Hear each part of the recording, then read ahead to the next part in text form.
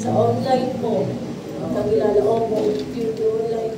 So, nung kinasal kami, 2014, dinala niya ako ng China. Doon ko nalaman na maganda pala yung mga, yun nga po yung mga equipment.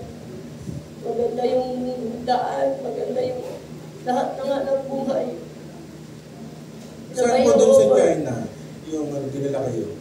Sa Jiangsu po, sa unang Ping po. Doon po yung parents niya nakatira. So doon po kami nakastay. Doon yung kumpanya na pinakita niya, merong carless driver. Hindi ko po alam kung saan yung company niya ngayon, kung saan nakabase na, kung saan talaga yung exact location mo. Pero yung sa China po, nakapunta ko ako doon. Maganda po ang China, maganda po yung equipment nila.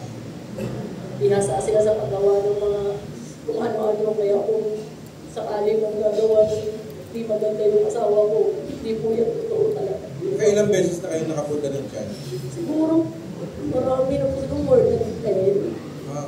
Opo. Yung Chinese New Year po, dati doon. At saka nung nanganak po ako sa anak ko, dito po ako nanganak, umuwi po ako ng China, 2 years pa ako nakastay talaga sa kanila po. 2 years siya, tapos yung